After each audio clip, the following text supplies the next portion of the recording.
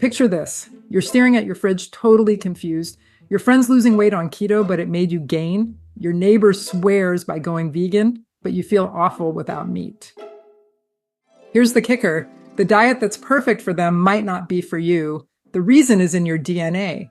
Imagine never having to guess about your diet again. No more fads, no more trial and error, just science-backed personalized nutrition.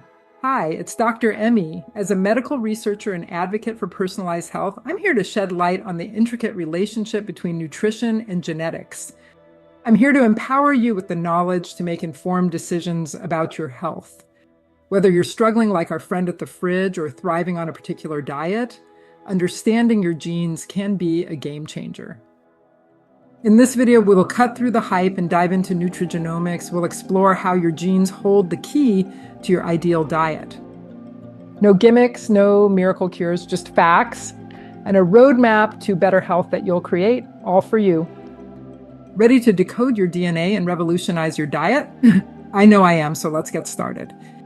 Nutrigenomics, the relationship between your genes and diet. Your genes are like your body's recipe book. Understanding how your body treats the food you eat means understanding why different diets fail or succeed. You can craft a diet plan that will boost your energy, your mood, and even help prevent certain diseases. It's about optimizing your health from the inside out, the usual suspects. There are 5 key genes that influence how your body interacts with food. First up is ApoA2, which I like to call the fat controller. This gene plays a crucial role in how your body metabolizes fat. Depending on your ApoA2 variant, you might thrive on a high-fat diet or find yourself gaining weight rapidly. Next, there is TCF7L2, which I call the carb processor because don't you love these names? This gene influences how your body handles carbohydrates. Your TCF7L2 variant could determine whether you can eat pasta or if you should stick to complex carbs. Then there's FTO, often thought of as the hunger gene. FTO affects your appetite and satiety. Some variants might leave you feeling constantly hungry, while others help you feel full faster. COMT is what I call the mood food manager. This gene influences how food affects your mood. Your COMT variant could explain why certain foods make you feel energized, while others leave you feeling sluggish. Finally, there are PPARA and CETP, the keto companions. These genes are particularly relevant if you're considering a ketogenic or low-carb diet. They influence how your body responds to high-fat, low-carb eating patterns. Understanding these genes and their variants can help you tailor your diet for maximum results. So let's dive in. If the destination is perfect health, the path must be carefully planned. Genetic testing can open your eyes to a lot of factors that will surprise you.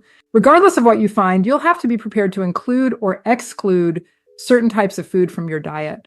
Now that we know about the players in the game, the obvious question remains, how do you get started? Obviously, I think you can trust me, but you shouldn't trust anyone on the internet blindly. There's no substitute for genetic testing. So go see a trusted healthcare provider and tell them you're interested in genetic testing. Get the kit, follow the instructions, then return your sample and wait. Your patients will be rewarded with insight. We have results. Now what? ApoA2. If your variant suggests sensitivity to saturated fat, consider reducing intake of red meat and full-fat dairy, increasing consumption of lean proteins like fish and plant-based proteins, focusing on healthy fats from sources like avocados and olive oil. TCF7L2. If your variant affects carbohydrate metabolism, consider choosing complex carbohydrates over simple sugars, whole grain instead of white bread. Increasing fiber intake to help regulate blood sugar, more fruits and veggies, taking a low-carb approach if your variant suggests poor carb tolerance. FTO. If your FTO gene variant indicates a higher risk of obesity, consider focusing on portion control, increasing consumption of high-volume, low-calorie foods like vegetables, intermittent fasting, but only under medical supervision.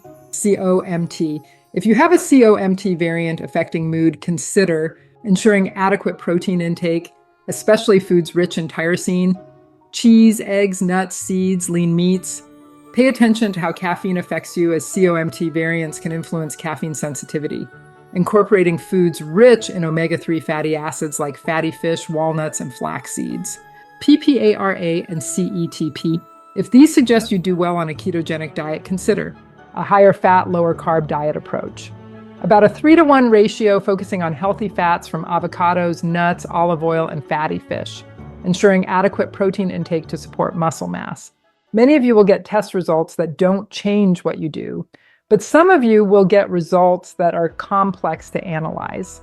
What I've given here is general information. It's mainly for people who have 1 or 2 factors to account for. I can't stress enough that you should have a conversation with a professional about your results. If you have several factors to account for, you shouldn't do it alone. There is no magic bullet for diet or weight. There, I said it. The best you can do is know yourself. Until you see a map of the system, all you're eating is dart throwing. Sometimes it's a hit, sometimes it's a bad miss, but usually it's a wash.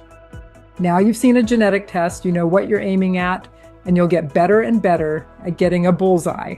If you found this information helpful, please like this video and subscribe to my channel. To get more helpful health tips, be sure to check out my website, dremi.com.